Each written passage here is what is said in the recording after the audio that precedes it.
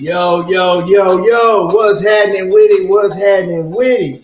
Y'all already know we in the building. Uh Money B, man. I think Money B, man, he's somewhere knocked out dreaming. You know what I'm saying? He's somewhere knocked out dreaming that Canelo Alvarez beat David Benavidez. But he dreaming because it ain't never gonna happen. But man, I got a special show for y'all today. It might get active in here today. I'm gonna let y'all know it might get active. But yeah, so y'all come in, tune in, man. I got somebody coming in. And he said he won't smoke. I got somebody coming in. He said he won't smoke. You know, he ride with Terence Crawford 1,000%. Y'all already know I'm riding with EJ. You know, the big fish. So that's going, you know what I'm saying? That's going to go down. And so it might get a little bit active in here.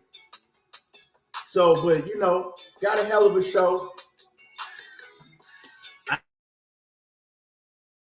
I didn't think he was going to make our show today because, shit, he was going off of no sleep. If y'all know, we did the fight early this morning.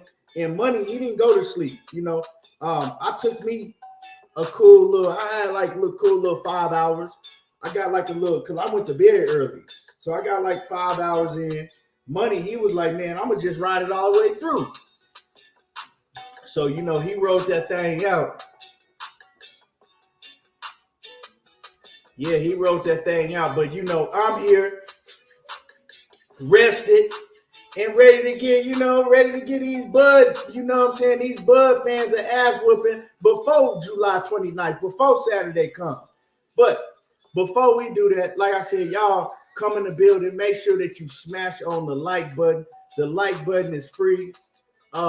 It don't cost nothing. And let me see what we got in the building. We got my man AJ64. What's happening with it? Wayne, Chicago. Adonis K3. Andrew Gray. A Sneed. Gertz in the building. Fight Ready TV. Big Worm in the building. David Frazier. Mike Biggs boxing in the building. James Blackwell. Light Skin Business. J7. What's happening with it?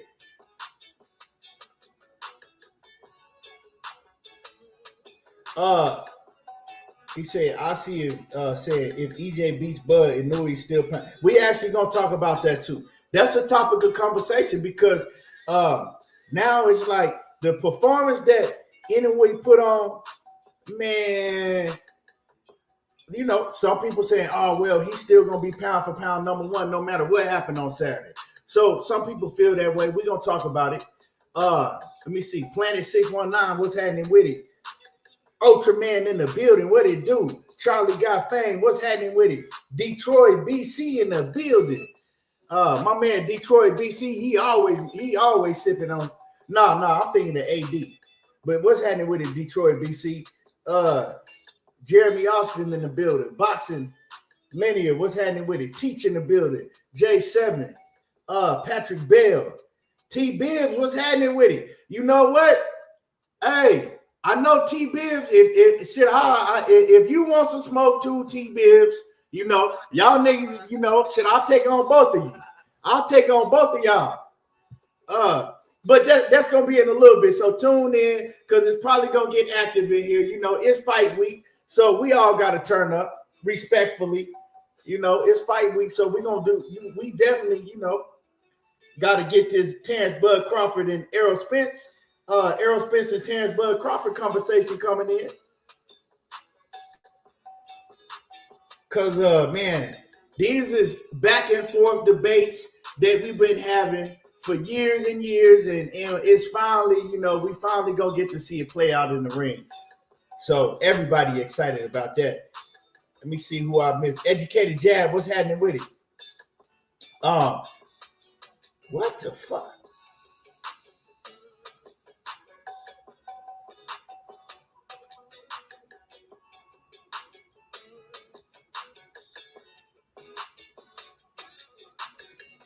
Oh, man. Hey, boy, your name made me pause for a minute. Yeah. David Frazier, what's happening with it? Chef Boy ID. So Mississippi B, he said he message it says runaway slave. Swad Jones, what's happening with it, homie? Planet 619. He say I have Fulton at number 9 pound for pound. So y'all smash the like button, you know what I'm saying? Get the likes up, smash the like button, and let's get into it. Let's get into it. Man, it's Cool Boy Steph in Inoue, man. Cool Boy Steph in Inoue, man. Like I said, for those who's up late, well, up early with me and Money B, man, we had that fight. And I'm not gonna lie, man, it didn't go the way that I thought it was.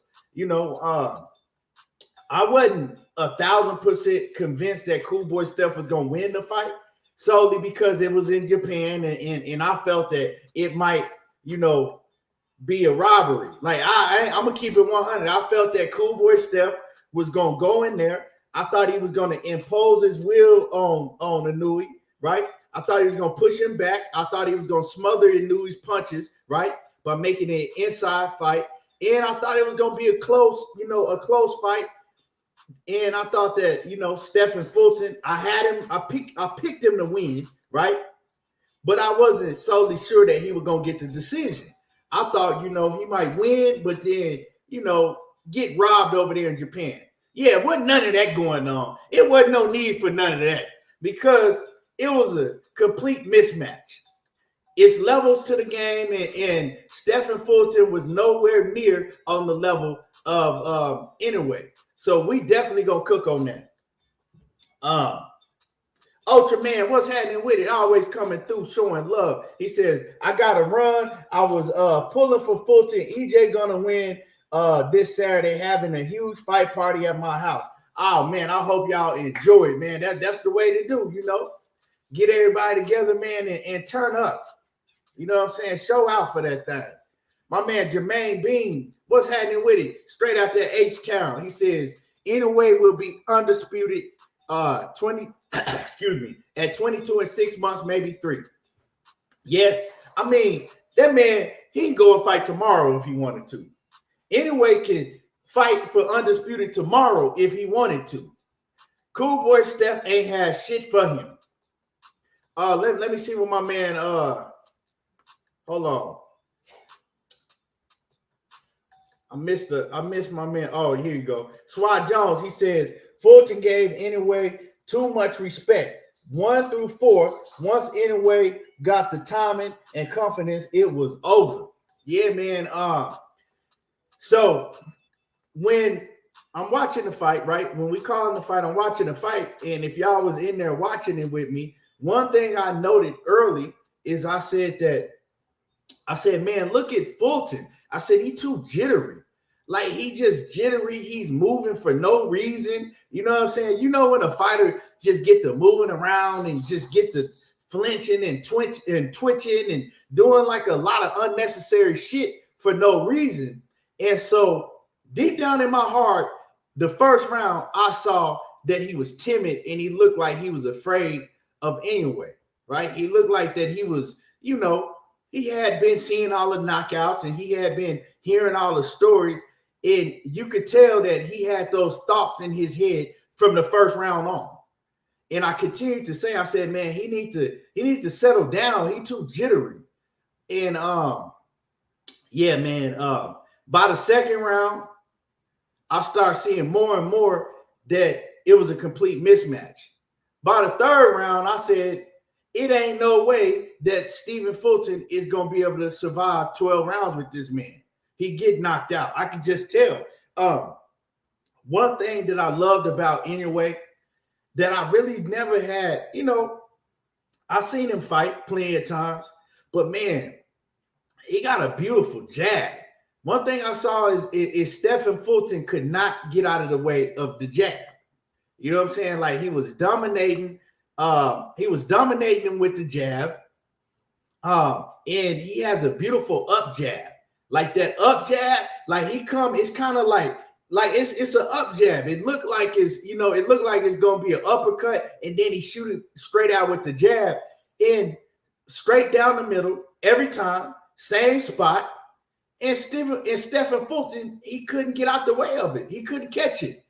And that tells you and show you how great punch accuracy that Inoue has and how fast his hands is. Another thing is his hand speed was on another level than Cool Boy's hand speed, right? I thought that Cool Boy was going to be able to display his hand speed and things like that, but he couldn't. He couldn't.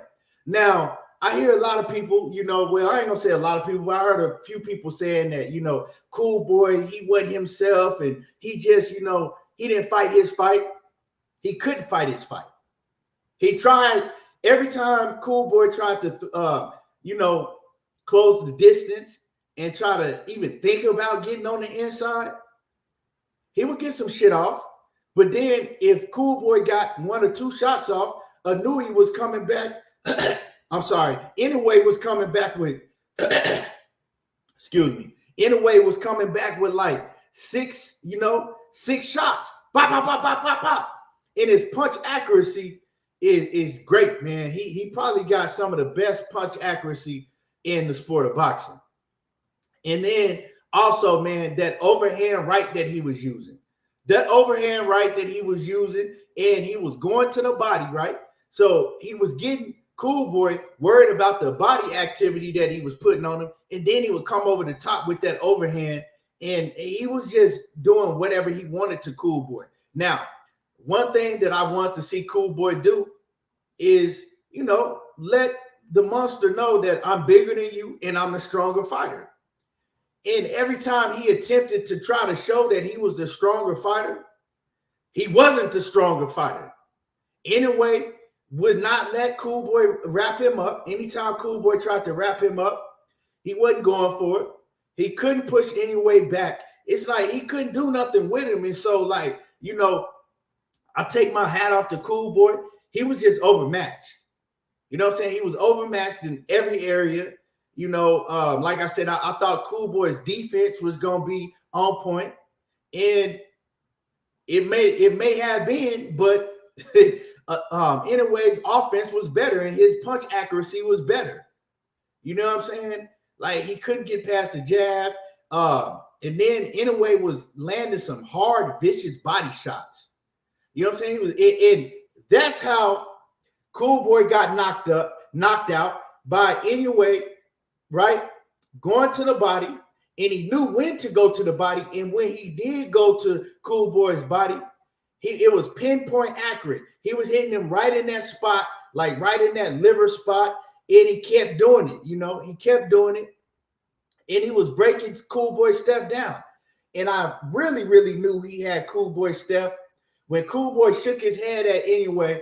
It was kind of like on some, okay, you got that one. Once he said that, I knew it was a wrap. Like, I had been knowing it was a wrap since the 3rd round, but I kind of knew that, Cool Boy was ready to go once he kind of acknowledged that Inoue caught him with some shit and he felt it. He acknowledged it. And I'm like, okay, yeah, it's finna be a fast night. But so it's a lot of keys, man, in that fight. And anyway, man, he's on a different level. And then how he set that knockout, right? How he set the knockout up is what he did is he went to the body again. And as soon as he went to the body, Cool Boy like flinched, but he faked like he was going to the body. And Cool Boy flinched like he was waiting for it.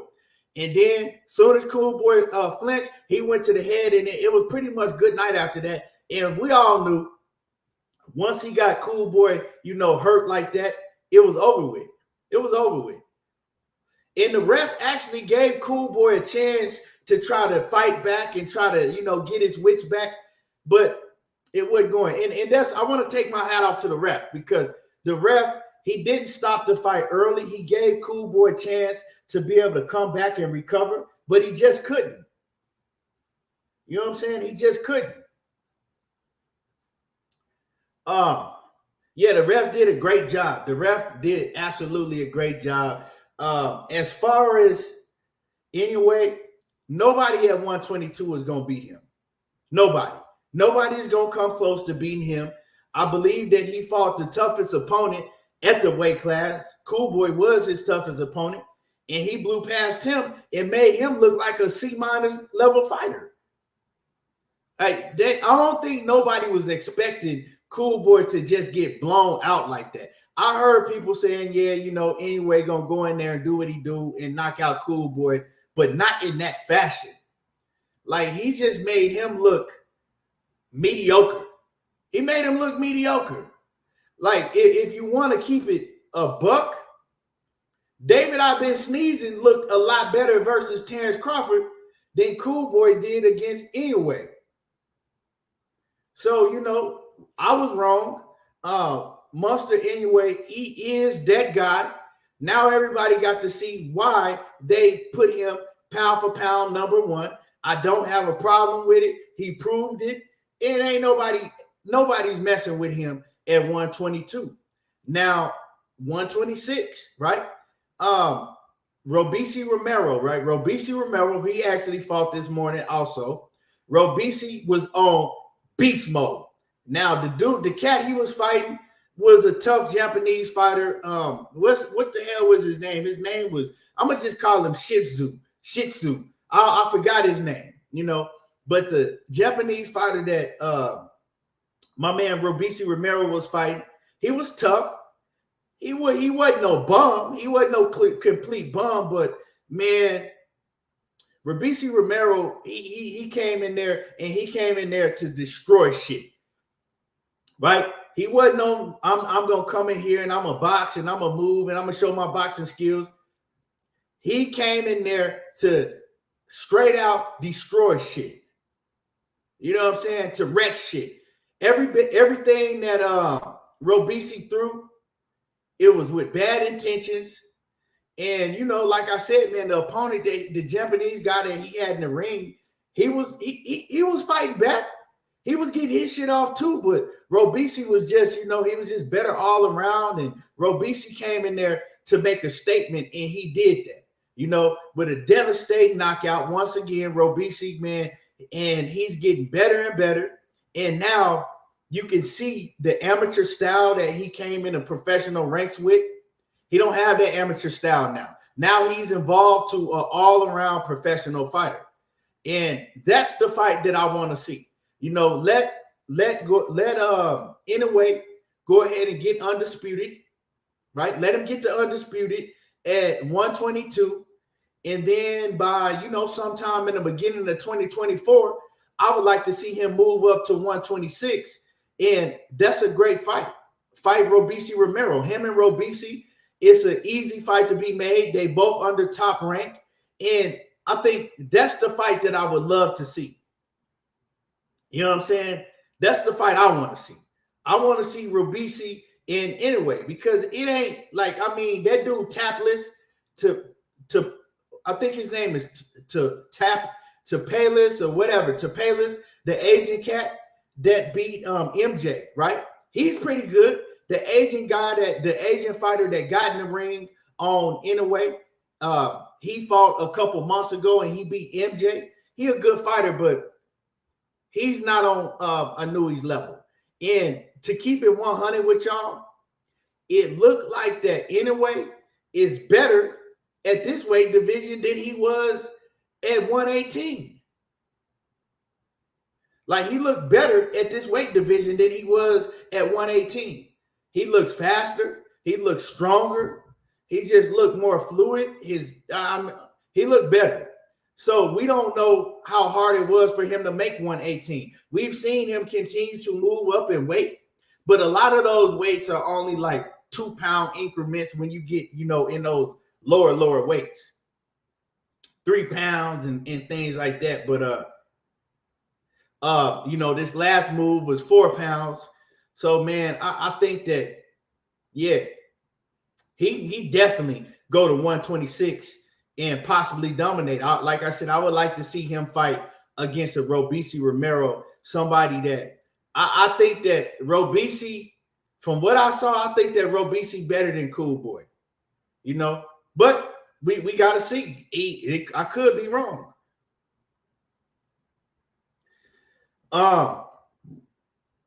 John Kramer said how much I think he weighed on fight night. In a way, I think he probably weighed. So they fighting at 122. He didn't look like he gained that much weight. They fighting at 122. He probably weighed.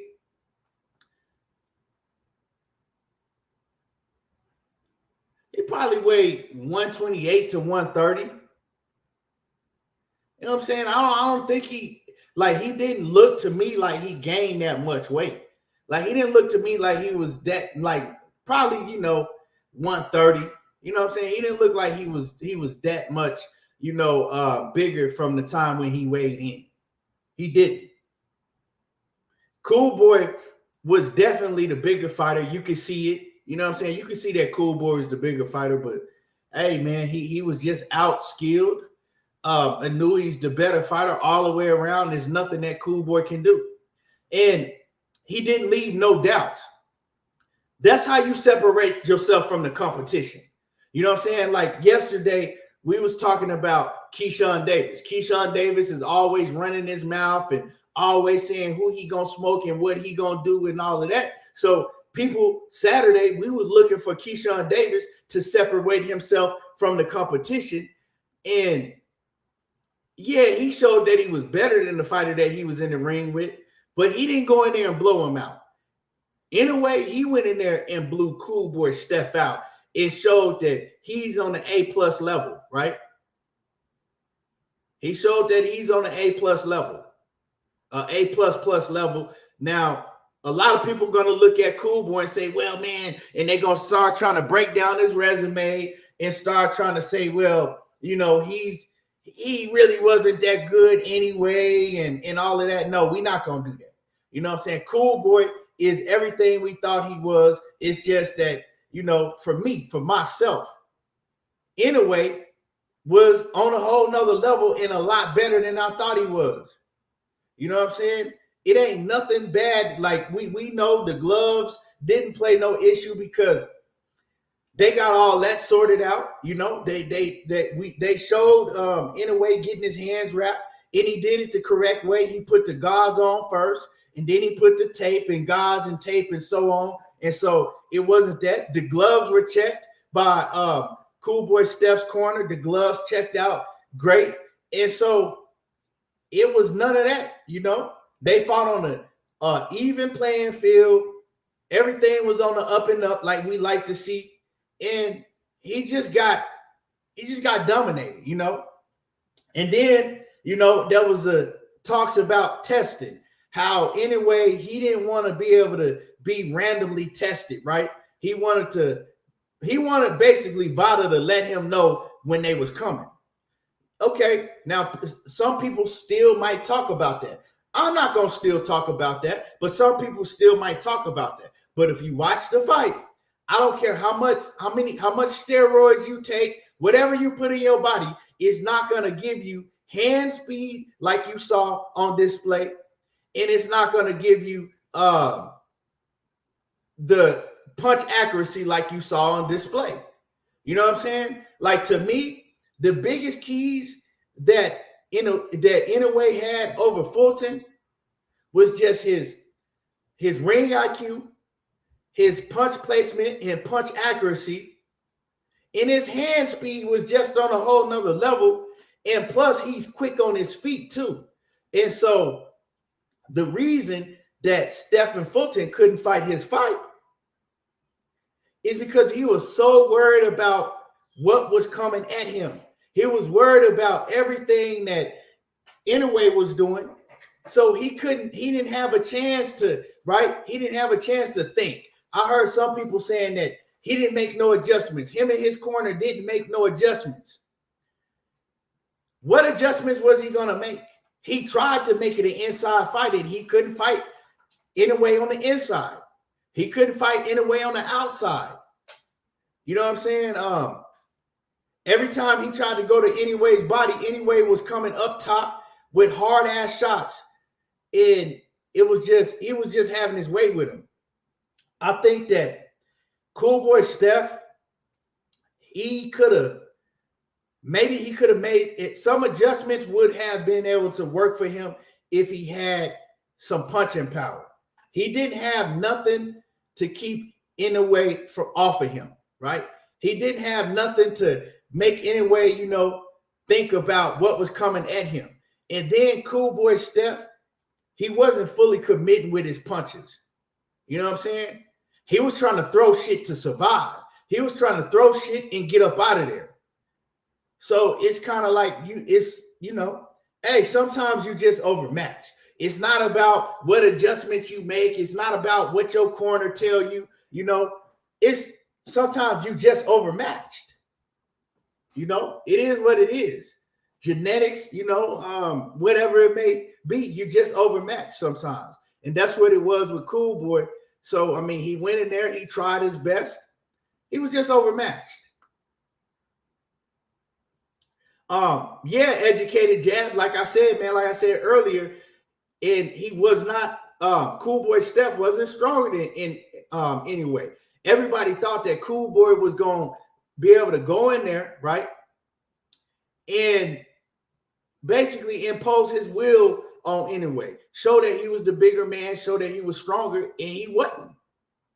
You know what I'm saying? He wasn't.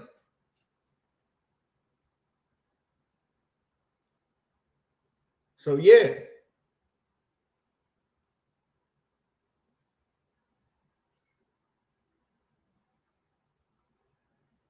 Y'all smash the like button. Y'all smash on the like button for me. Like I said, man, we finna cook today. I got somebody that won't smoke. I might have to go against, two. It might be a two, you know what I'm saying? I might have to body two Terence Bud Crawford fans today. But we finna get it in. So make sure that y'all hit the like button. Cause it's gonna be a show today. For sure.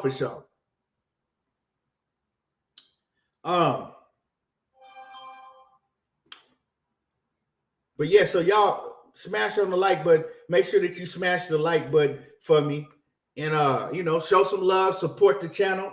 This the second show today. I did the early morning show for the fight, like I said I was gonna do, and then I'm back like I said I was gonna be. Caddy Peep says he was trying to bet on Cool Boy. Well, you better be glad you didn't. You better be glad you didn't.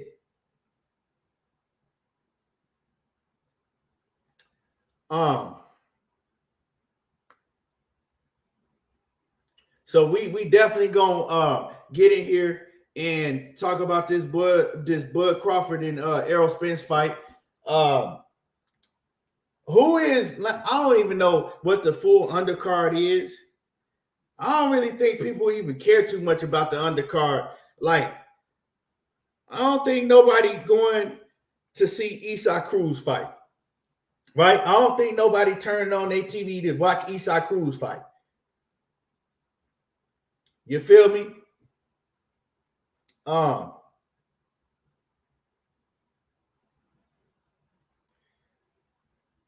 But yeah, I don't know. Anybody know what other fighters is gonna be on that undercard?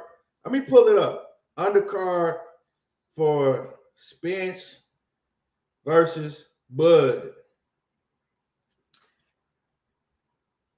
Let me see what the undercard look like.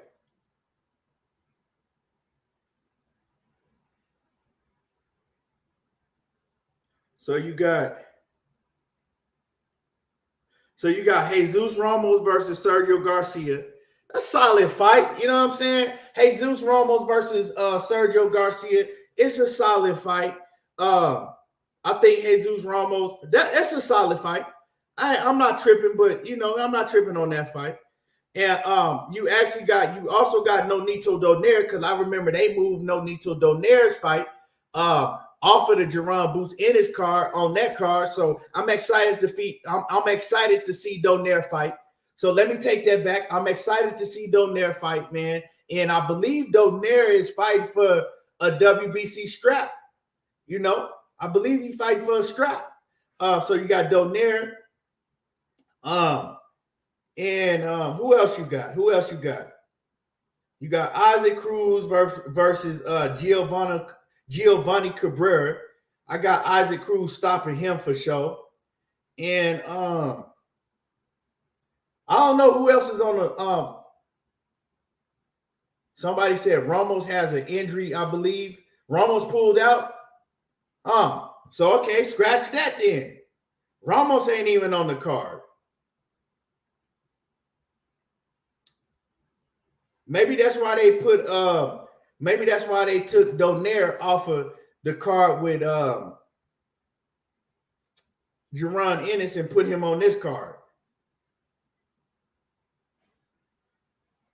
Let me see who else is on the card. I know Bud got he got his boy fighting. Bud got his boy fighting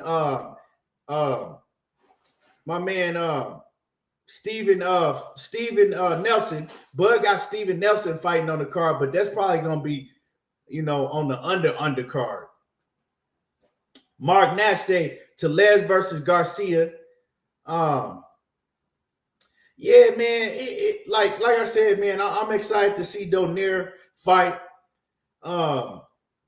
Isaac Cruz gonna go in there in a mismatch and do his thing, but the undercard, it ain't the best. I'll just say that. You know what I'm saying? Besides Donaire on there, besides Donaire fighting for the WBC scrap, I believe the undercard, it ain't the best.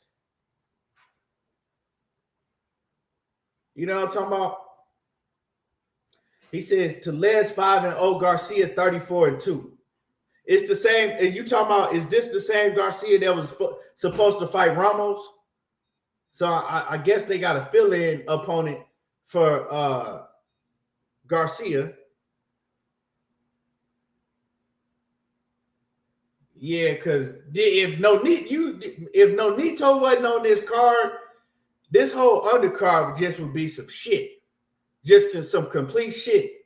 Like, this is, if it wasn't for Nonito Donaire, this would be one of the fights that, if you ever been to like big live fights, live events, this would be one of them that you show up right before the main event start. Like, you know what I'm saying? You show up and you get to your seat right before the main event start. So, yeah.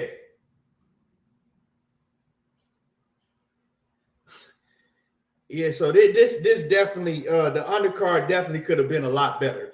But hey, we got what we want. You know what I'm saying? We got the fight that we want. So I don't think nobody really too worried about the undercard. Besides, like, I'm a Donaire fan. Donaire has a big fan base. Isaac Cruz, he's gaining the fan base. He's getting, a name in the sport. But other than that, hey, it is what it is. It is what it is. But now, right? Now, let's see. Now, I want to let me see if they're ready for the smoke, Let me see if they're ready for the smoke, you know what I'm saying? Because, okay. Hold on, y'all.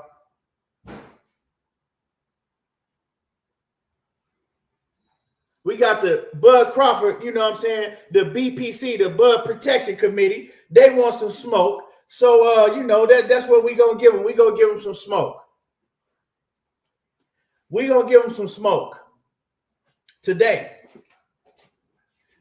Bud Crawford and shout out to Bud, man. He did a nice interview over there on the Pivot podcast today. I enjoyed it. He talked about he got personal, man. He got personal. They got personal with him. One of the better interviews that I've actually seen with Bud Crawford. They didn't just ask him the same questions that you usually hear. So that was a good work by the Pivot, man. But we gonna get it cracking, man, because one of Bud Crawford's biggest fans, he wants some smoke, so we gonna give him some smoke.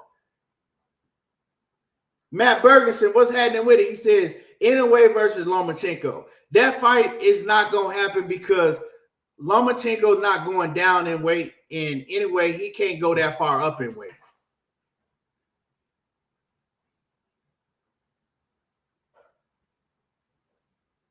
Nah, Mark, don't try to shit on the interview. They got real personal with him. They ask a lot of questions.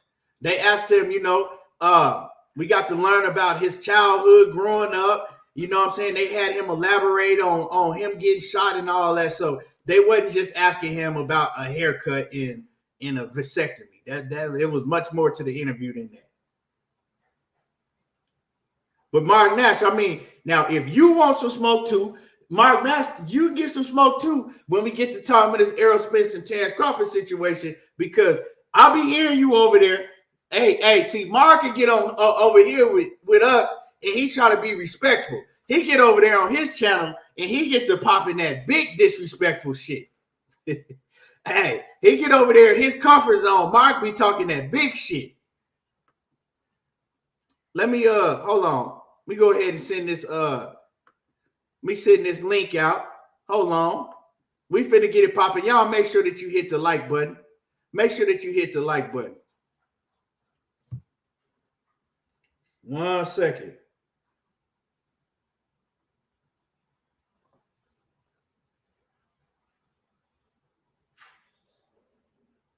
Here we go.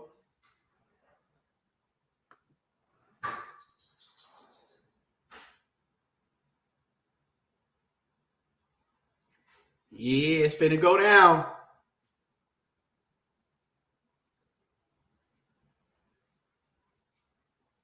Nah, I ain't talking about you disrespect me. Nah. It's all love between me and you. You don't disrespect me. I'm saying you get to talking that disrespectful shit about EJ. Hey, Mark be popping that shit over there on his channel.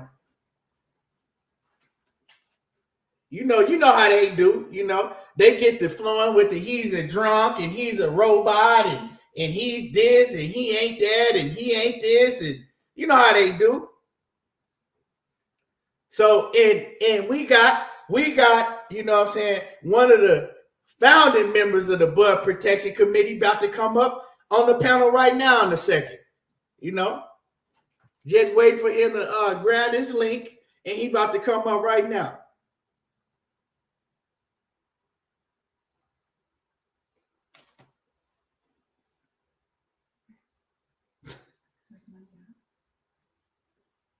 Yep, so just hold tight, y'all. He finna come up right now.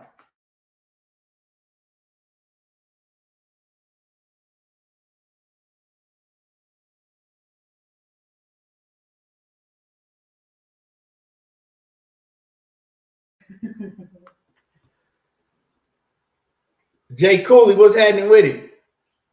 And y'all smash the like button, Y'all smash the like button. We waiting, you know what I'm saying, for one of the head members of the BPC, the Bud Protection Committee. But man, I can't wait. I was watching the fight this weekend, right?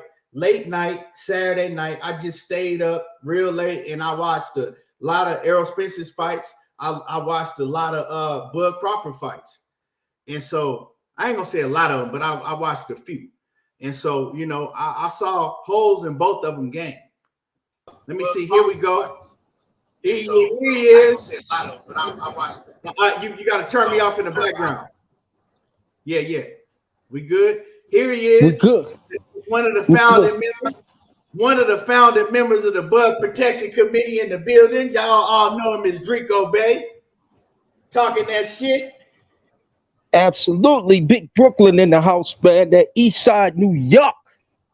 Yeah, okay. Bud and 9. Man, you excited about the fight this weekend? Oh man, I'm ecstatic, man. I'm glad to be a boxing fan, man. They spoiling us all year. They've been spoiling us all year. Now they just gave us Fulton and Inoue. Now we looking forward to Bud them next week. I mean, this week later on. Yeah. Hey, I'm excited, bro. It's good to be a boxing fan, son. Yes, sir. Before I tear your ass up, before I get to tearing your ass up, did you stay up this morning? Did you catch the fight? I did. You did? Okay. I did. I just like I thought it would be, man. I thought that Inoue power was gonna have Steph on his back foot and have him cautious, man, and have him scared to throw a punch. I knew that Inoue was gonna stalk him because that's Inoue's style. He gonna stalk you because he know all he got to do is land that one shot, and that's what happened. It was really a lopsided fight. I thought it was gonna be more closer than what it was, but Inoue, man, he stepped up, man, and did his thing. T Bibbs, you know what I'm saying? T Bibbs, you can get one too. Like I said, man, you know, hey, y'all ain't fucking with me on this. Y'all ain't fucking. I mean, T Bibbs can come. Y'all can try to tag team. You know, if my man T Bibbs, if he want to link, he can get one too. We get it popping. Yeah. You know what I'm saying? We get it popping. He talking about finish him, Drake. Okay, we can get it popping. You know what? You know what I'm gonna do, man. You know what I'm gonna do. If Mark Nash or T Bibbs or one of y'all want to come up, and we gonna make this real, right? Oh yeah. Because I know I done heard Drico claim a lot of things and in a million ways that Terence Crawford gonna win. So if one of y'all want to link, right? If one of y'all want to link to moderate, right? And y'all can throw out the questions for us, right? If one of y'all want to link to come on here and moderate and throw out the questions and watch me smoke Drico, let's get it popping. So let me know, you know what I'm saying? Let me know in the chat, and then, you know, let me see. Or Drico, ask him if he want to come up and moderate. And he can throw the questions. Oh yeah. Ask if he big. Hey, is he still on here? Yeah, he on here. He in the chat. Bring your ass on here, bro. Okay. Mark, you said he'll moderate. Oh, okay. If T is gonna come up here, you know what I'm saying. So this how I'm gonna do it. I'm gonna let it. So it's gonna be two diehard Bud Crawford fans up here. Here we go. Here the link right here. Let's get active. Y'all smash the like button. Here we go. Let me see. And I'm gonna let them come up, and I'm gonna let Mark Nash come up with the questions. This is how we gonna do it. I'm gonna let him come up with the questions.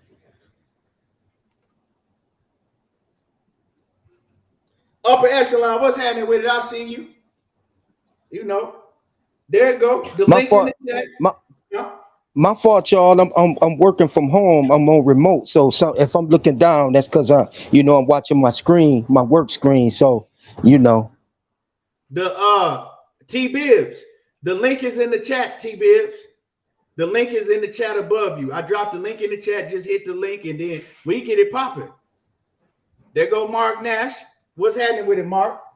What's happening? Man, I just can't wait this Sunday to see the look on your face, brother. You better not duck me, son. Don't block me. Don't duck me. Be like this. It's gonna be a big grin, and I'm gonna be on y'all helmet. I'm gonna make sure I pull up on all y'all panels. I'm gonna never make sure I pull pull up on all y'all. Yeah. You ain't gonna have to look for me. I'm gonna be looking for you. Yeah, no, I'm gonna be looking for you. Shit, I'm your huckleberry. I might fly to ATL and knock on your motherfucking door. You know what I'm saying? You might hear. I can't wait. Ringing the doorbell. I can't wait. We're gonna have some leftover fish from the party, bro. Yeah, all right. I'll put it in the air fryer for you so it'll be nice and crispy. What's happening with it, Sheena? So hey, go ahead. I'm gonna let Drico go first, but shit, throw a question out there. Throw something out there that everybody been debating on. Real quick though, what are the rules of engagement? Is it a time limit? Can y'all cut each other off? Nobody cutting each other off, or is it a time limit? Give me the rules of engagement. We respectful. We go back and we could go back and forth. If he talking, you know what I'm saying, I'm gonna shut up. If I'm talking, he gonna shut up. Just like that. And the goon could, I'm up here by myself. It's 3-on-1. The goon can get into. Let's get it popping. Hold on, now I thought I was moderating. You moderate, but it's you still a biased moderator anyway, because No, I can beat you by myself, bro. I don't need no help. You already know how I get down. You know my body. I'm trying to figure out how I got included in this, but send me the Addy and I'm coming to you. I'm with you. Hey, I'm calling for all the smoke. So we gonna do it like this. I'm gonna let Drico go. You gotta throw a question out there. Then I'm gonna let Goon Okay. go. Then I'm gonna come in.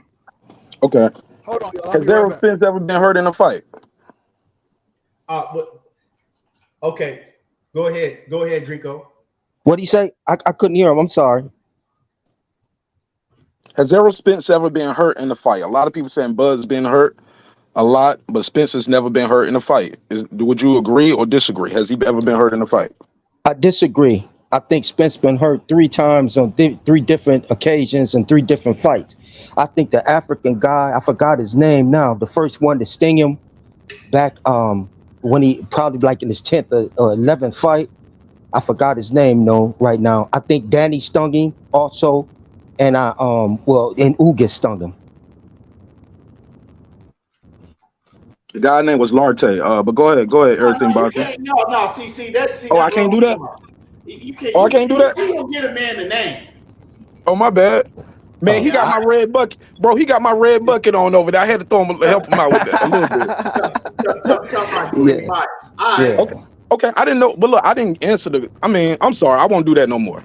I thought that was being fair though. For the audience though, that was for the audience. That wasn't to help him. Y'all can't be giving him the answers and shit. If he gonna get up here and cook, he got to know this shit himself. Okay, fair enough. And fair enough. So he don't get no extra point for that. My bad.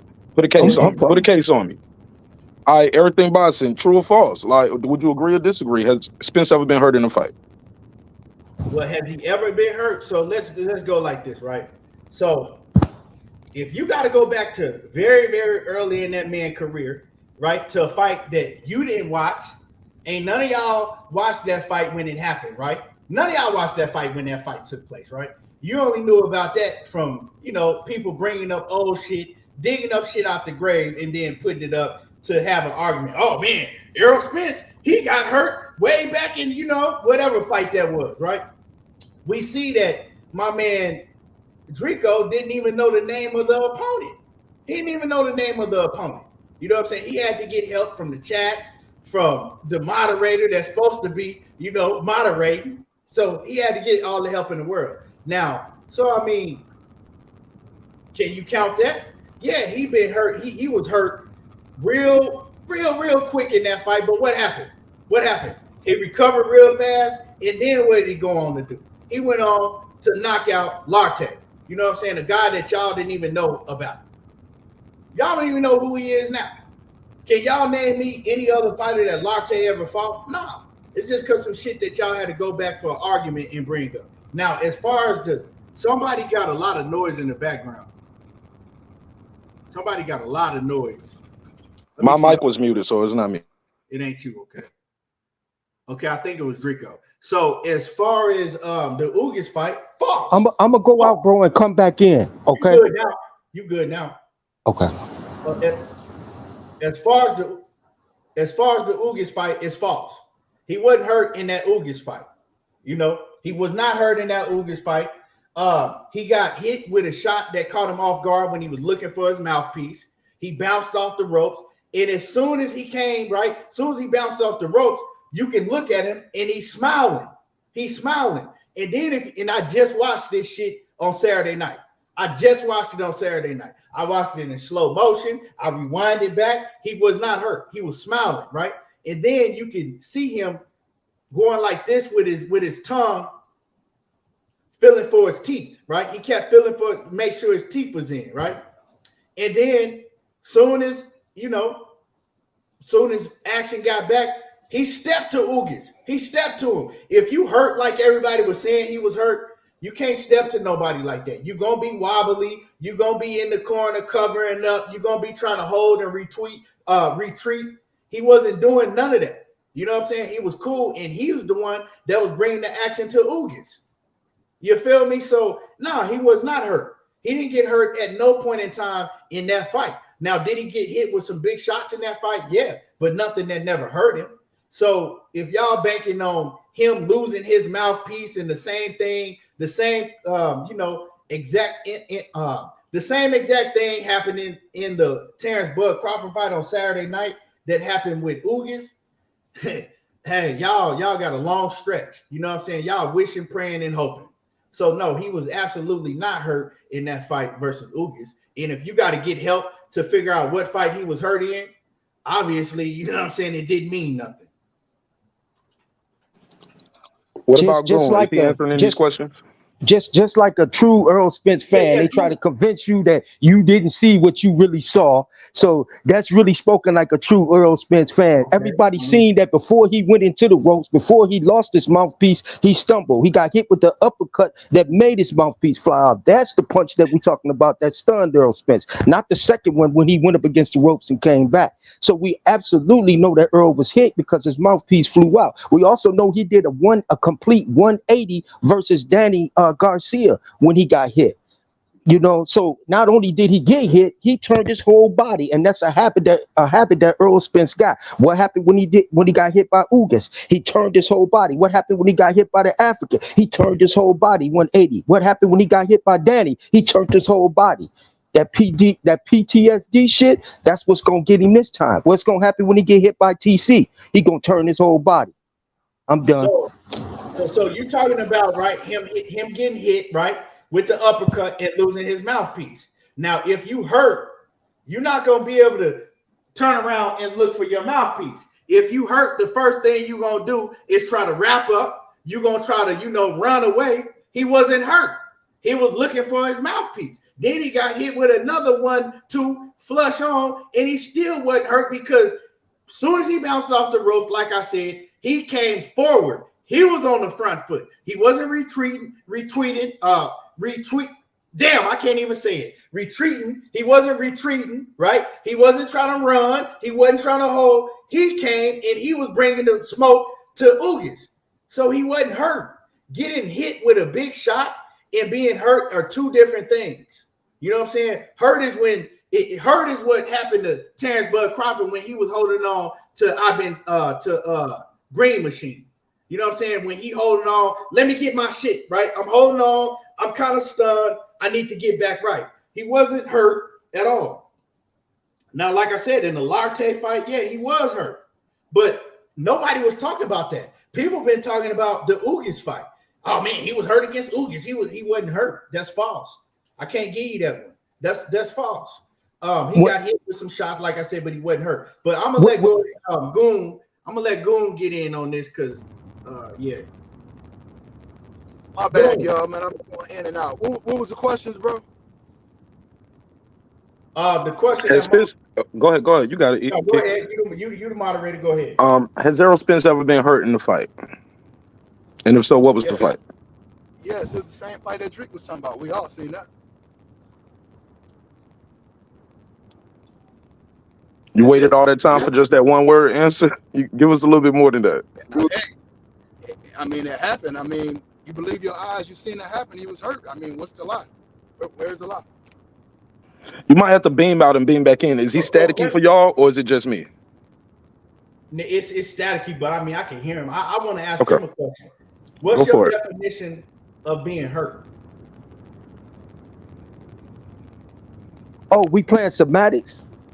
No, I'm asking. This the Goon. This is Goon Go. What is your definition of being hurt? You there? Nobody? Okay, we'll let Goon come back to that. I think go ahead. What's your definition of being hurt? I think that what it is that our own personal, we throwing our own personal spin on what it is.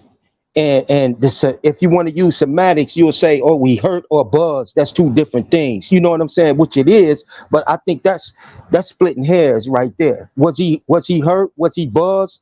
Yeah, I think he was in those three that I named. How hurt or how buzzed was he? How buzzed do you have to be to get hurt? We don't have to go through all that. You know what I'm saying? Like, if he was buzzed, he was buzzed. If he hurt, he hurt. Like, I just think them two correlate together when you say, like, hurt and buzzed. Like, yeah, I think he was buzzed in those three instances right there. And I think that the ropes held him up. And I think that in any other case, if I think he would have got counted for it, standing 8 or something, because I do believe that the ropes held him up, it stopped his fall. So he could have been counted as a standing 8. against you Ugas. So, but you still got to give me your definition of what's being hurt. I mean, I really can't. It depends on the fighter's threshold. If we're going by fighters, you know what I'm saying? Like I can easily say Terence Crawford was more hurt than Errol Spence, but we don't know that just because his legs wobble. Because Terence Crawford came back and knocked out, his opponents. So we can't say that person was more hurt because his leg wobbled, or that person was more hurt because he dropped his mouthpiece. I don't think we can, do that. Was he hurt? Yeah. Was he buzzed? Yeah. Was TC hurt and buzzed? Yeah, he was.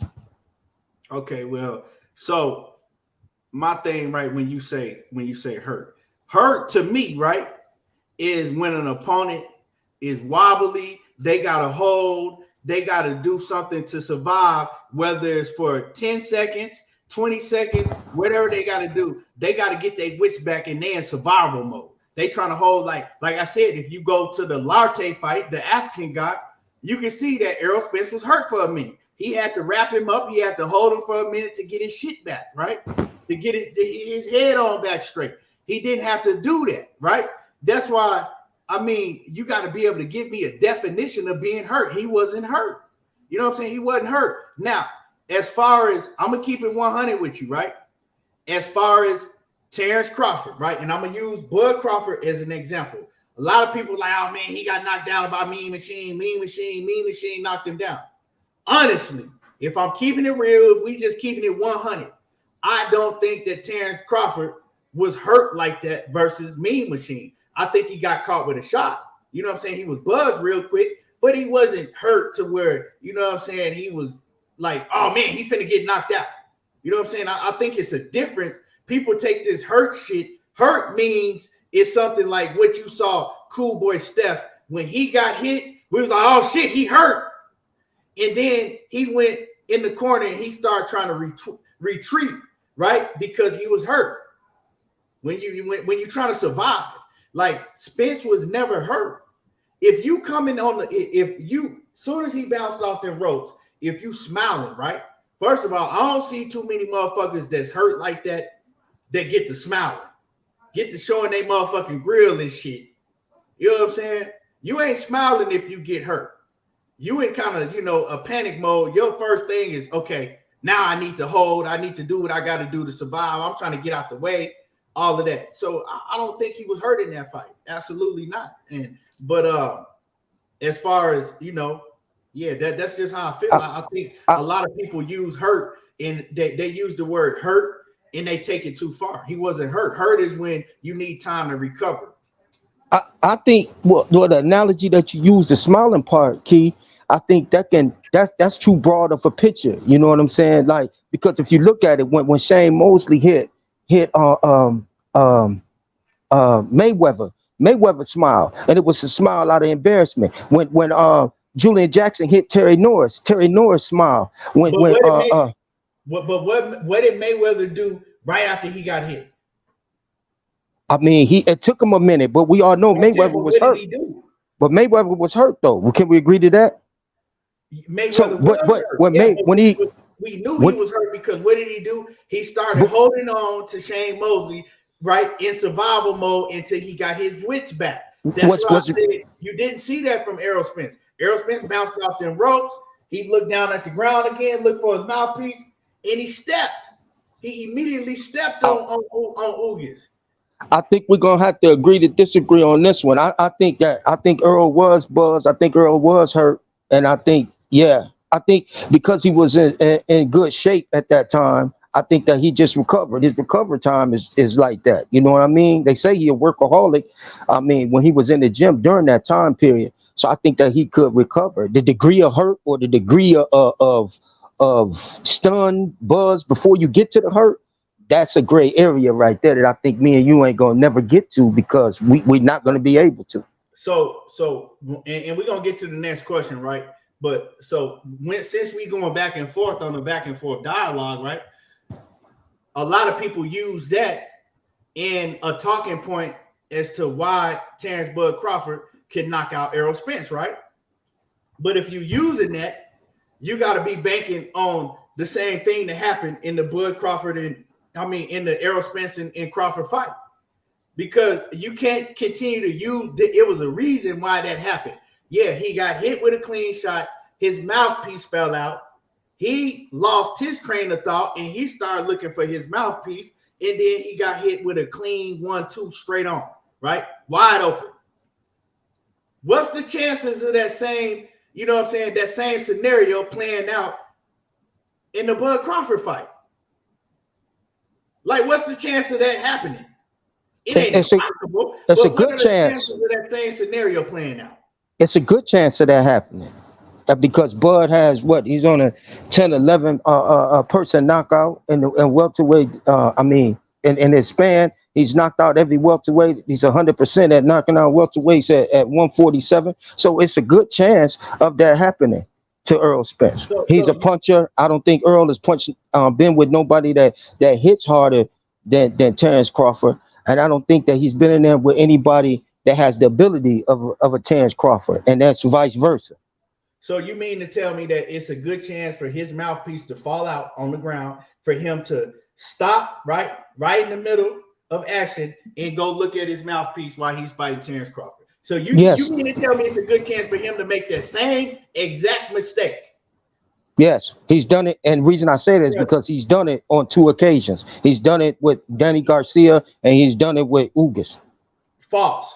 His mouthpiece fell out against Danny Garcia. He didn't stop in the mid-action and look for his mouthpiece. It's a difference. We see mouthpiece. We see mouthpieces fall out all the time in the sport of boxing. You know what I'm talking about? Especially if you don't have your mouthpiece, fit in right, like he did. You know what I'm saying? So I'm saying y'all acting like the same scenario is going to play out. That's a slim chance. That's probably like a 1% chance that Errol Spence makes the same mistake. Now, it is a possibility that his mouthpiece might fall out.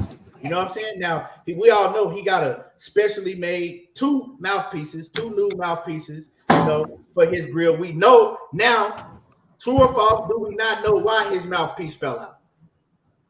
Besides him getting hit, of course. What'd you say, Key? Say that one more time. I said, true or false, we now know why his mouthpiece fell out besides him getting hit. Well, so what he says, that's what happened. Have you caught him in the lie?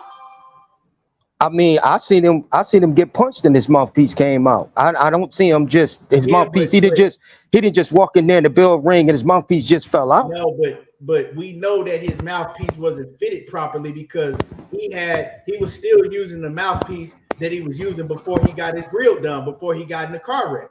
He hadn't got no new mouthpiece made for his, for the teeth that he got in now. So it didn't fit right. It was fitted to his old teeth that he had in his mouth. We know that. Come on, Drico.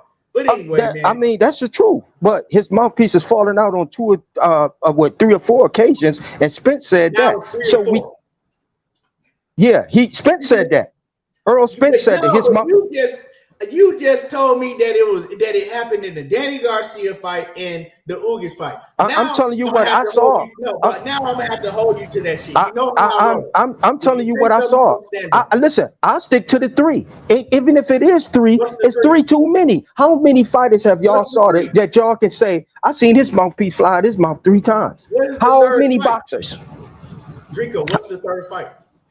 How many boxers? I just seen it fly out with Danny Garcia and Ugas, but Earl Spence said himself that his mouthpiece has come out 3 or 4 times. I'm asking you. He could have been talking about the amateurs. We don't know what he's talking about. I don't know. I don't know unless you use that as a talking fight. What is the 3rd fight that you saw his mouthpiece fell out in? No. I said 2. I seen it fly out versus Danny Garcia. You lost. I said I seen it fly out with Danny Garcia and Ugas. You said 3 or 4. Then you said 3. Now you no. I said Earl himself said that his mouthpiece has come out 3 or 4 times. I seen his mouthpiece come out. I seen his mouthpiece come out 2 times versus Danny Garcia and Ugas, and that's 2 times.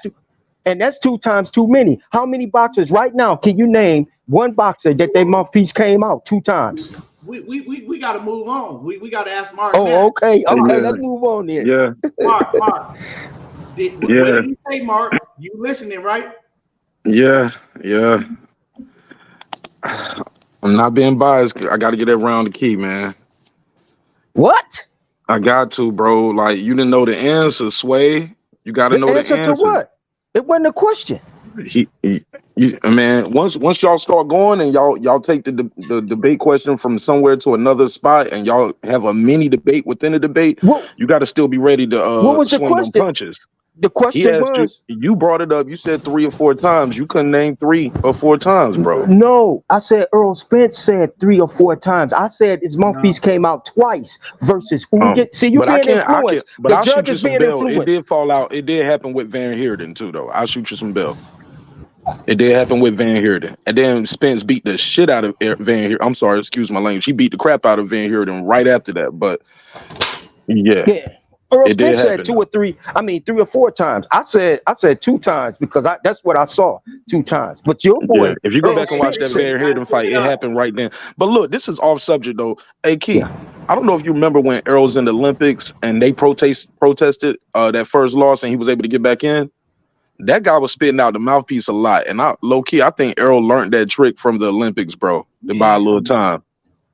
Come on, Mark. That's an old he learned that trick from the Olympics, and he brought that to the pros. Man, we ain't gonna do that, dog. He get a little bit of time, bro. He get it, like you said, that 10 to 15 seconds, bro. You get a little bit of recovery time. That's all you need for a high performance athlete like Errol. But it is what it is. You got that round though. Especially like Drico, you didn't know the answer for the fighter earlier. You didn't know the Larte name. Mark, he tried to get his shit off real slick. I see what you're doing, Mark. Yeah. Hey, look, you won the round. You won the round, but I mean, you won the round. But I give it to you. He didn't know Larte. He didn't know the Larte name. So yeah. Drico, he gonna come back in. He rolled out the ring. He rolled out the ring. Now while we wait for Drico to come back in, because you try to get that one off, right? You try to get that's my opinion. That's my opinion, bro. But if you learning, right? If you learning some shit like that in the amateurs, right? You're gonna be able to perfect it and know when to perfect it. Ain't no way that man is about to spit his mouthpiece out in the middle of a fight and then fucking go looking for it while he know the fight is still going on. If he perfected spitting his mouthpiece out, and if he perfected spitting his mouthpiece out, he would have been spitting that motherfucker out a whole lot in the goddamn Kell Brook fight, because Kell Brook was the most dangerous opponent that he fought. Key, you can't name me one boxer that a mouthpiece that came out of his mouth 3 times or 4 times in a row right now. You can't name one boxer that his mouth on 3 different fighting occasions. You can't do it. Fighters that can spit their goddamn mouthpiece out and fucking that many times in one fight. What you talking about? That's what we said. That's exactly what. That's what he just said. He think Earl is spitting his mouthpiece out. We gonna move on. You know what I'm Fair enough. Let's keep it moving.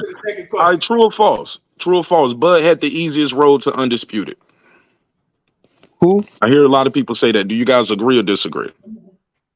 Agree to disagree. I'll let him go. Who was that? He said, true or false? Did Bud Crawford have the easiest road to undisputed? True or false?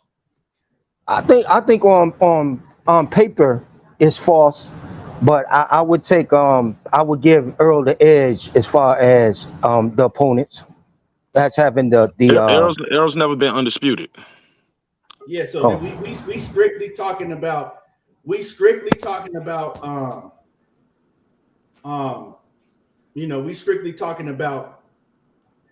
Terence Crawford. The question, you got to answer the question. What was it? What was the question? You lost. You lost this round already. I'm sorry. Somebody going. It's going in and. Okay, true or false? Did Bud Crawford have the easiest road to undisputed? I hear a lot of Spence fans say that. Do you agree or disagree? Undisputed? Yeah. When he was at 140. It's only one person that's undisputed. Like when he was undisputed at okay, never mind. Do you get what I'm saying, Keon? Go for it. Absolutely. Bud Crawford has had the easiest road to undisputed that I've seen. Absolutely true. I mean, who else can you think of that had an easier road to undisputed than Terence Crawford? I mean, the man got the fight in Dongo, right? he got to fight Ndongo for the final 2 belts, I believe. You know what I'm saying? So let's go down the road to undisputed at 140. I believe Victor Postal, that was a solid fight. Victor Postal was a solid fight. We'll get that to him, right? At 140 pounds. The rest of them dudes, the rest of them shits was trash. You know what I'm saying?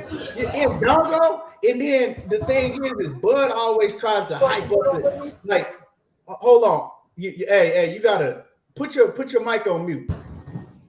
Put your mic on mute. Let me mute his mic, man. All right, so let me mute his mic, man, because he trying to sabotage this motherfucking debate. He getting his ass kicked. He trying to sabotage it. All right, so if you look at Bud undisputed run at 140 pounds, right? I think the only tough fight, the only fighter that we could say that was worth anything was Victor Postal. Other than that, who else did he beat? You know what I'm saying? He's fighting for vacant titles and shit. I mean, come on, man. And then Ndongo, man. And I always hear Bud trying to hype up Ndongo when his own family in Drico Bay. Drico, you know I ain't lying, because Drico, you fuck with the Crawford family tough. You know his own family said Ndongo was some trash. True or false? Drico, true or false? Ndongo wasn't trash, bro. Drico, you gonna sit here and tell me that his nephew and his cousin wasn't saying that they was trash? I don't remember that, kid. Come on, bro. Me and Monnie Brown debated. Come on, dog. Are you serious? His nephew was like, yeah, we all know Ndongo was some trash. Like, we were laughing about it behind the scenes. Come on, Drico, you gonna sit here and tell me that? All right, Drico. Was I on the panel? No, it wasn't no panel. Like, we've talked about this shit. Me and you even talked about it. I said Ndongo was trash. Man, yeah, you did. You did. His nephew did. His cousin did. They was all talking about that he was trash. Even when me and Monnie Brown, and I mean, y'all can go pull up the debate when me and Monnie Brown years ago debated Drew Mack and debated Terence Crawford's cousin. They both admitted that Ndongo was some trash. Am I lying, Money? Tyrell. First of all, Keith, let me apologize to my co-host, man. Keith, my bad, bro. I was over this motherfucker knocked, bro. So now I let him know, man. You was on go. You hadn't slept yet. Yeah, so yeah, but he know Drico know Tyrell and fucking Drew Mack know that boy was ass trash. Stop it, Drake. I don't remember that. So Drake, you gonna get your that's on my grandmother. Keon gonna whoop your ass today, and I'm gonna whoop your ass tonight. So don't run, Drake. I don't. Is inevitable. I don't remember that. If I didn't say it, I can't. You know what I mean? I can't vouch. We gonna let you off with that one, right? But yeah, I don't have no reason to lie. His own family was talking about how if trash. You say it, I mean, you know. Right? So with that being said, Bud Crawford, he know Ndongo was trash, but now every time he do an interview, he try to big up Ndongo. Well, man, Ndongo went over there and he took the belt from Ricky Barnes. Man, Ricky Barnes got like 8 or 9 L's on his record. Like, come on now, man. Both of them dudes was trash. So, like I said, man, he had the easiest road because what fighter, right? That's a champion in any weight class that you name right now, right? That's a champion that you would say that couldn't beat Ndongo, pound for pound, that can't beat Ndongo. Can you name a champion right off the belt at any weight class? Pick any weight class right now that you say, okay, yeah, I don't think they could beat Ndongo. I can't name any. So with that being said, yes, his undisputed run was very, very easy because he only really had to face one B-level opponent in that whole run, and that was Victor Postal. The rest of them dudes was C-level or below. Ndongo went his very next fight and got knocked out in how many rounds by Regis Prograis? Like 3 rounds by Regis Prograis. 2 or 3 rounds he lasted with Regis Prograis his very next fight. Ndongo went on to lose, I believe like 3 out of his next 4 fights. So yeah, it was an easy road, man. It was easy. But that's not shitting on Bud. he fought who he had to fight. You know what I'm saying? I think that he was in a fortunate position at that time. They was able to get him all of the, you know, fights to become undisputed, and it was easy. It ain't his fault. It was just easy. It is what it is. Danny Garcia could have done the same shit. Danny Garcia would have did the same shit if he had to fight the same opposition that Bud did. Mikey Garcia could have went to 140 and fought those same opposition and beat every single one of them. Easy. Well, you can't say that, Key. You can't say, when you say the easy route, you can't say that because TC he fought Olympic medalists and at least 6 of them. You know what I'm saying? Horn, Diaz, Gamboa, Khan. We're talking about and Ondongo. 140-pound undisputed Drico. You gotta stay on top of it. Oh yeah. Okay, I can't. But undisputed 140. Okay. You lost. My fault. Y'all going in and out. I can barely hear y'all too. I know it must be Mark Nash. Yes, sir. Undisputed. I mean, that's just what it is. I'm just saying, bro. When I Jamel Charlo beat Jensen Rosario, it took him 2 times to beat Tony Harrison and 2 times to beat Castaño. I mean, what you think of that, Keon? Well, I already embodied him. That was too easy. So what I'm gonna do, because this ain't just my show, this is Money Brown's show too. I'm gonna let Money Brown and you go at it. How about we do that? So you ask, because now you're trying to compare Jamel Charlo to Ndongo. No, really, I was comparing Jensen Rosario, like who went down and shivering and shaking on the pavement over a touch jab to the body, like. So I don't know, bro. What's the next? So what's the question? Well, okay. Hey, look, let me ask you this, Money Brown. How much? I bring money into it too. How much of a factor is the layoff going to play into this fight coming up on Saturday? Spence been out the ring. I want you and Money to get at this one. You and Money get at this one. Me and Drico gonna sit this one out. So get on what? The question. Okay, Money Brown. How much do you think the ring rust or 469 days out the ring is going to play into this fight? So I'll moderate this one and you and Money go. Okay, so I'll moderate. So go ahead, Money. It's on you. So I don't think it's gonna play no factor. You talking about when it comes to Errol Spence and Bud Crawford? Yes, sir. It's not gonna play any factor. So cap. Like how's that cap? Let him cook. Let him cook. Let him cook. So you now, gotta let him cook. Okay. So now we're worrying about the days after ring to play a factor with Earl the True Spence Jr., right? When Earl went after with the incident that he had, the accident, right? How long was he out the ring then? Right? He was out the ring for a while and he came back and he beat the shit out of Danny Garcia. First of all, Earl don't even want tune-ups. You feel me? So that's his whole motto. He don't want tune-ups. So when you look at him, he put the hard work in and he go out there and work his ass off, knowing what he's up against. So we haven't seen Errol Spence go in there, and even in the Danny Garcia fight, right? He wasn't even 100% in that fight. But he still went in that motherfucker and got the job done. But people are trying to discredit Danny Garcia like he's a nobody. But nobody has never stopped Danny or things of that nature, right? Haven't even dropped Danny. So when we're looking at the situation with Errol Spence, he knows what he wants, bro. Then not only that, with him being out the ring, it ain't just like he was out the ring partying and fucking up and bullshit. No, he was out the ring staying in shape, training his ass off. Like Derrick James said, we weren't just out the ring fucking around. When people was out here making them bullshit ass little posters and shit talking about he's fat and all that. What's that shit called? You know, when they put your face or eyes something that ain't supposed to be there, right? So Errol Spence, he stayed Photoshop, bro. Photoshop, yeah, motherfuckers out here Photoshopping shit to try to make him look bad. So now we look at Errol Spence, bro. He's letting you know I wanted this fight.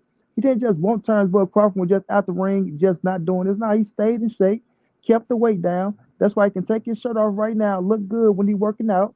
He ain't got on no motherfucking sauna suit, so niggas can try to do this and say that, right? He working just as hard as he'd been working if he still had a fight in between the shit. You understand what I'm saying?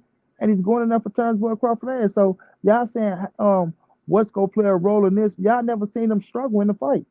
Period. Even when he looked at bad, he didn't struggle in the fight. You feel me? So when I look at Terence Crawford and I look at Errol Spence, he's working just as hard, bro. He's scoring the extra round, running the extra mile, and he look damn good right now. So ain't no, what is this? Because you trying to say that shit like that's going to be an excuse or some shit. He finna go in this motherfucker, get the victory, and then once he get the victory and take that last scrap, I'm gonna come back and ask you this question. Hey, Mark, did the 400 whatever days you talk about play a role in the fight? You understand what I'm saying? So I don't know why you can say what role is going to play when you never seen him lose or you never seen him struggle. Okay, Go ahead and do the super chat, kid. Okay. Let me read the super chat and then it's on you, Mark. David Jackson says, and Danny Garcia made Jose Benavidez look like a sparring match at 154 with a healthier leg. Give Errol credit. Yeah. So, and salute to my man David Jackson. So basically, it's on you. Like you gotta, shit. I believe you think that it could affect him. So let everybody know. Hell yeah. But let me say this to your super chat. No disrespect to the homie, but so he had one leg and he won't nothing when Bud beat him. I'm right here, so bro. Years later, super chat, bro. years later, Danny gets more credit for beating the guy at the Bud stops him. That's but super chat, Danny bro. didn't stop him. Well, we gonna get to the, you know what I'm saying? Salute that was my crazy. man, super chat, but we gonna get to, stick to the subject. Oh yeah. I had to address that though. That was hilarious to me. But 469-day layoff, bro. Errol Spence fought twice since 2019, bro. Inactivity is the fighter's worst enemy, dog. And I'm telling you, 469 days. You know why that number sounds familiar? That's the exact amount of days that it was when Lopez fought. What's the kid he just beat? Josh Taylor. So I'm just telling you, man, it's gonna be affecting. And y'all probably don't think David Avanesian won't nothing, but you know what happens when he fought David Avanesian? He went through a camp. He went through the process of training for the fight. You're doing your mitts, you're doing the drills. He hitting that damn mountain in Colorado. I'm telling you, that layoff you're gonna see it in the ring. You're gonna see it. It's 469 days, bro. It's a year and it's 15-month layoff, bro. He's gonna feel that shit. The timing won't there. His timing won't there with Ugas. He was a little sluggish. What Derrick James tell him as soon as the fight was over? We got to get back in the lab. Got to get back in the lab. He ain't been back in the lab. He ain't had no fight. Sparring and training ain't the same as the fight. And he ain't never seen nothing like Terence Crawford, ever. Training camp get real expensive for Terence Crawford. You need somebody who's lefty, righty, going forward. You need a guy who can fight back going backwards. Bro, switch hitting, like Derrick James said, well, Kell Brook was a switch hitter and Bundu was a switch hitter. Bullshit, bro. I ain't never known Kell Brook to be no knockout artist from either stance. Terence Crawford is a different monster. Y'all know it. And the whole world gonna see it July 29th. It's different, bro, when you standing in front of him and all that. Oh, yeah, we cook him. But I ain't never seen. I heard Errol say this shit the other day. He was like, yeah, I wasn't talking that much trash before because I already knew what I was going to do to him. So you don't know what you're going to do to Bud? That's why you're doing all this talking now? I'm saying, bro, 1 minute he ain't fought nobody. Next minute he's going to be my greatest opponent. 1 minute his resume is trash. I don't give a damn about Terence Crawford. He ain't fought nobody. Next minute, literally after that same press conference when they sit in front of each other one-on-one, he was like, I watched all his fights. All his fights were great fights. So the resume trash. He ain't fought nobody, but you watch all his fights are the great fights. The guy is different. Errol Spence is good. I got him beating pretty much everybody else in the division. He just not going to beat Terence Crawford this coming Saturday. And I can't wait to see the look on y'all faces, bro. I'm going to be standing there with my red bucket hat on telling y'all, I told you. And then Terence Crawford went in there and showed y'all why he's pound for pound #1 fighter in the world. And that's on everything. Okay, Mark Nash trying to throw a whole lot of extra shit in there. Okay. Now he really wants to smoke now. Are you modding or y'all tag teaming? Let's get it. For sure. You know I'm built for this shit, bro. I talk this shit now. Okay. Now you didn't open it all the way up. Let's go. Well, get in. You get some too, kid. Okay.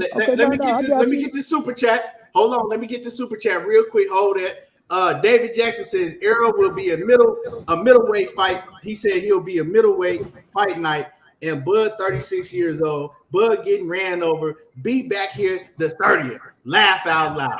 And that's big facts. Let's go. Now go ahead, Money. That's big cap. Dr. Seuss cap. Now you try to compare Errol Spence to somebody that don't have shit to do with Errol Spence. Errol Spence's mental game is totally different than any motherfucking boxing, bro. So please don't bring up nobody to my, oh, you know, this how many days so-and-so been off and things of that nature. No, bro, when Errol Spence come to this game, that we ain't talking about mental, bro. It's the body. Bro. It's the body. Bro, I'm going, bro. I just let you go, bro. Listen. Oh, no, he said we was cutting each other off. He said we didn't mind. I didn't cut you off, bro. I'm going, bro. So now, okay. when we looking at the situation, fam, Errol Spence's mental game is totally different than any motherfucker in boxing. Feel me? And when you talk about this, the boy body is in great fucking shape. Don't you see him every time with his fucking shirt off? Huh? So y'all boys sitting up here, y'all looking for reasons to say, oh shit, he been off this long. So now Terence Crawford go do this. And Terence Crawford go do that. But if I'm not mistaken, bro, Bud has been off for a year layoff after a year layoff after a year layoff. Right? So now you see Errol Spence with a little year layoff, and you think that's gonna affect him. But Errol Spence had a full training camp with Manny Pacquiao when the fight got taken away. Remember that? A full training camp. And then he bounced right back and had another full training camp with your Dennis Ugas. Don't you remember that? And now after your Dennis Ugas fight, right? He was waiting for Terence Crawford, who was stalling and ran his ass out the back door because he was out the ring and he needed a motherfucking tune-up. He the one that need tune-ups. He the motherfucker that struck out the back door after agreeing to everything in that goddamn contract, and he had shit else to ask for, and they gave his ass everything. But then when he couldn't ask for shit else, oh, you know what? It's time to skip out the back door. BLK Prime over there with a motherfucker David Avanesian, right? So now you admitting that he needed that fucking tune-up with David Avanesian to be ready for Errol Spence. That's what you admitting, right? That's a lie. I never said that. Hey, bro, I'm going, bro. But you lying though, bro. I didn't say that. Bro, nah, I ain't gonna sit through that. No, I didn't say that. Like I'm saying, bro, let me cook, bro. Right. You gotta let him cook. Somebody want to eat that burnt ass food? Bro, come on, bro. You said you're trying to cut a nigga off. Cut the bullshit. When y'all niggas get kicked up the ass, you niggas want to try to. But you lying though. I did not say that. Bro, let me go, bro. Yeah, let me go, bro. All right. At the end of the day, now we all know when I say you admitted something, don't mean you said it out your motherfucking mouth. Nigga, when you out in this motherfucker talking about, oh, you know what he had with a David Avanesian fight? He had a tune-up. You guys want to talk about, no, he took that shitty ass fight because he needed a tune-up. Period. He was out the ring for a year and some change because he wanted to try to sue Bob Byrne. And he saw Errol Spence go on that motherfucker whoop the shit out of your Dennis Ugas. So him and Bo Mac was like, oh, no, that motherfucker Errol Spence is back in shape. 2 training camps, we can't get in that ring with him. So let's try to keep him out the ring. And that shit ain't gonna work, because like I said, even with him being out the ring, only thing Earl needed to do was keep his fucking weight down.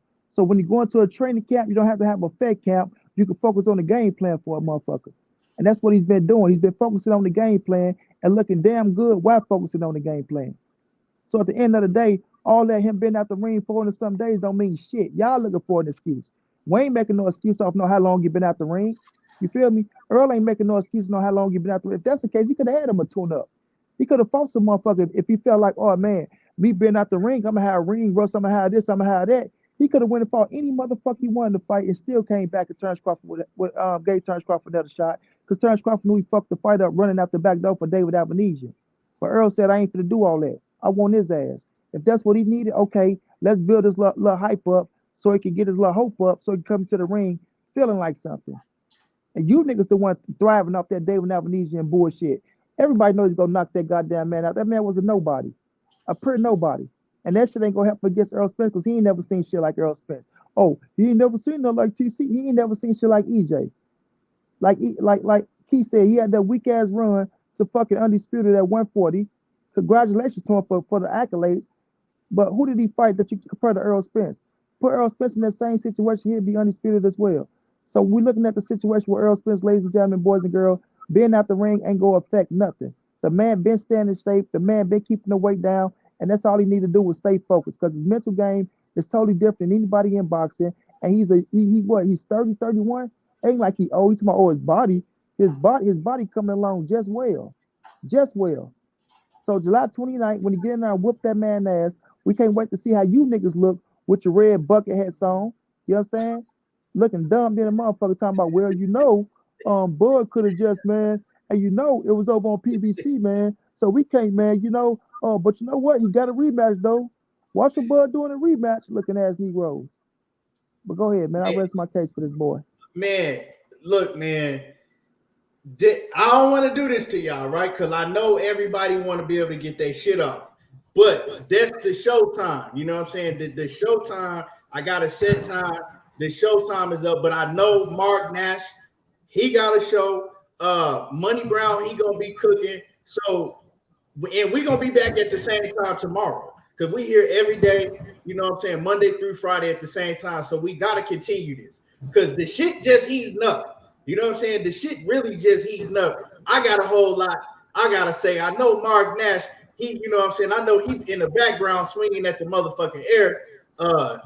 He want to get his shit off. Drico want to get some more shit off. Man, we got to continue this. We definitely got to continue this. Mark, man, what you got going on over there on your? What you got going on? I still got some interviews I'm chopping up and dropping that I was getting when I was at the Frank Martin fight.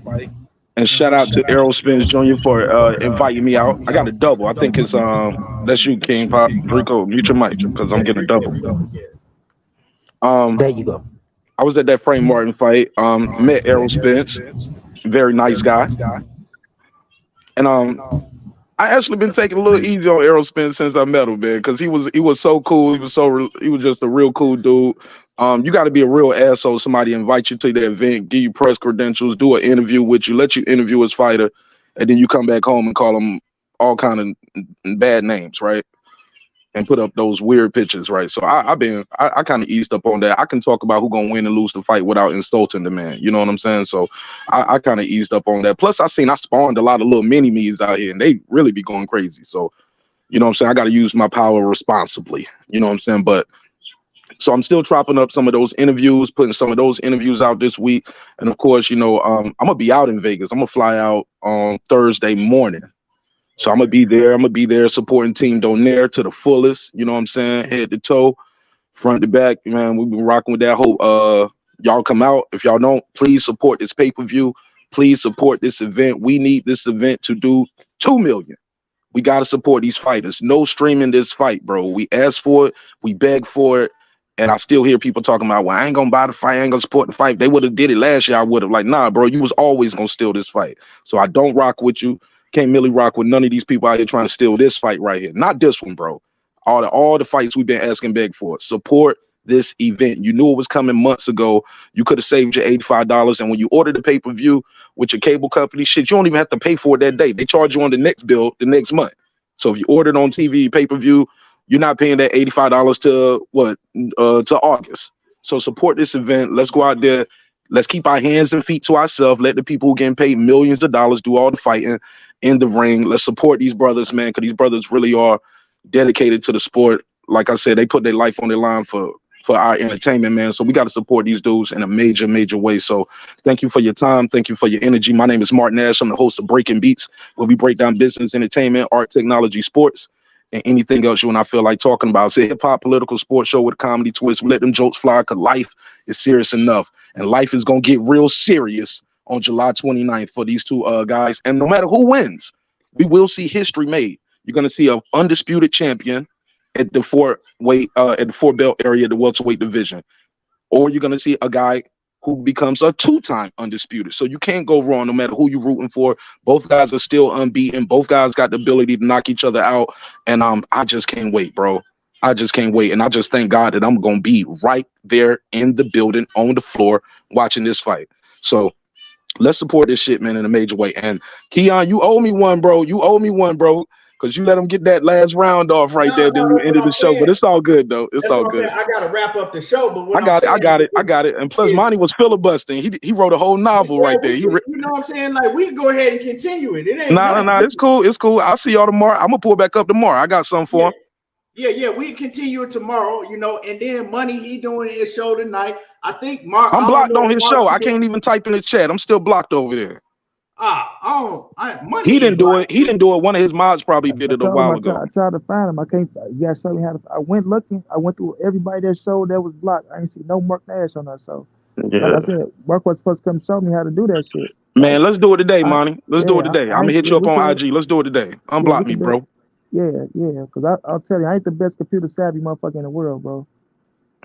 Yeah, Monnie the writer. I got you, bro. I'll help you out, man. Let me know. Let's do it today. I'll hit you up on IG. Let's set it up. Yeah, we could. Yes, sir. Yeah, but I got love for all of y'all. I don't do diss videos, dissing content creators. I might have went, like I said, I might have went too far with the kissy fish and the koi fish and dolphin meat. And I invented the fish fry, just for the record. Check the playbook back in 2020. I invented the fish fry. Those were my bars. And Terence Crawford, you owe me some money for that shit, bro, because that's my hashtag. But that's neither here nor there. Thank you for your time. Thank you for your energy. And I just want to leave y'all with this, man. Dreams require sleep. Goals require effort. Go out there and get your goals. Get off the couch, man. Get off this computer. Turn that computer off. Every time you watching TV, you watching somebody else live their dream. So turn that TV off, bro. Go out there and get your goals, man. And look, respect each other. Listen, respect is free. Disrespect gonna cost you everything. Your family, your freedom, your finances, most importantly, your life. So let's show each other love. Let's show each other respect. And I'll see y'all tonight around 10:30 East Coast time. All right. Thank you, kid. See y'all next one. Peace. Yes, sir. Yes, sir. Yes, sir. Man, great show. We will be back tomorrow. You know what I'm saying? We will be back tomorrow, same time, 11:30 Pacific time. That's 2:30, but that's 2:30 Central and 3:30 on the East Coast. Every day, Monday through Friday. Me and Money Brown gonna be rocking out. Money had to get some sleep. I knew you were gonna make it. Man, I was trying. Key, I swear to God, I was trying, bro. I ate the little food, right? I'm like, okay, I'm just gonna stay. Bro, it's like Key, I swear it was like 11 something, bro. I'm still up. I'm like, damn. Look, I swear, I'm like, man, I could just get like 30 minutes. I couldn't have like to just get 30 minutes. I ate the little food, bro. I look back up, bro. It's 3 something. I say, oh my God. I say, keep it, kill my bro. But I want to apologize to the people. Y'all. I'm sorry, man. Y'all seen what we was doing last night, bro. I tried to pull an all-nighter all the way to our show, and that shit ain't work out at all. And I'm still tired right now, bro. Like that shit ain't work out at all. You gotta get you a nap in. Yeah, I tried to stay. It was 11 something. I'm like, shit, I can do 2 more hours. I'm like, shit, I can make it, bro. Try to do that 30 minutes, boy. I look up. I'm like, shit, nigga, earbuds over that way, phone down that way. I'm like, God damn, Monty, bro. But I promise y'all, this will not be a repeat or nothing like that. We ain't got no more 4 a.m. goddamn fight. So everything will be on point with the Keon and the Money Brown show. I promise y'all that, man. My life on that. I promise y'all. Nah, I knew you were gonna make it, dog. I'm like, ain't no way he gonna be able to pull that motherfucking all-nighter. Man, I'm just glad I made it, bro. Cause I ain't gonna lie to y'all. I was like, shit, Money sleep, shit. I might as well take me one. I was like, nah, let me do the show. You know what I'm saying? Everybody waiting. I told everybody we gonna do the show. Let me get my ass up and get this show started. But yeah, man, that late night shit, that take a toll on you. That early morning fight, man. But Drico, man, one of Terence Bud Crawford's, you know what I'm saying? I ain't gonna say day one supporter, but we ain't gonna get all into that because that's a whole nother subject in itself. But one of Terence Bud Crawford, you know what I'm saying, best supporters, man. Let us give us your last word, Drico. You know you gotta pull back up because we got unfinished business. Right. I'm sorry, man. My mic it be going in and out, y'all. I'm sorry. I'm in a bad spot though. I'm working from home and I got all this other stuff going on in here. Make sure you're in a good spot tonight, man. You better pop up. But man, I appreciate, as you can see, man, we all brothers. We all talk behind the scenes. So we passionate. So you might see us get upset with each other for a minute, but it only lasts that show. As soon as we off that show, man, we calling or we talking again and all of that, man. It's just 2 brothers that's right now we on this side of the trenches, they on that side of the trenches, but when this fight is over, guess what? We might be on the same side of the trenches. You know, just depends on the boxers and who we pick and what our heart leads us to, or analytics lead us to choose. But man, thank you for having me, Key, man. You know, every time you call, I'm coming. Money Brown, I see you tonight, man. We're gonna get it in tonight. Be there, be square, get you some rest, take your little nap, and we're gonna get it in, man. Yes, sir, man. Money Brown TV tonight. You know, we on a different time zone, so what is it? 2 hours behind, I think. No, but I'm saying what time you be on at? Oh, what, 9:30 Central? We're gonna go 8 p.m. tonight. 8 p.m. tonight, but yep, I usually go at 9 o'clock, 9:15 Central Time. 9:15 Central Time. Yeah. 8 o'clock Central Time tonight. It's going down. KQKC, what's happening with it? What it do, Oh, KQ? what's up, K? Yes, sir. OG. Yeah, man, them early fights like that, exhausting. Like I decided to, you know what I'm saying? I decided to do the little live because I was like, man, we gotta be up anyway. I don't like watching fights on repeat because then somebody already told me what happened and all that. I don't like all that. So I want to watch it live. But yeah, man, I appreciate everybody for coming through, showing love. Make sure that y'all smash that like button before you get out of the building. We will be back tomorrow, 11:30 Pacific time, 1:30 Central Time and 2:30 on the East Coast. So make sure that y'all tune in, and make sure that y'all tune in to Money Brown TV tonight, around 8 o'clock Central Time. You know what I'm saying? So make sure that y'all don't miss that. And y'all already know how I do. There you go, talking that boxing again. And we gone. We out.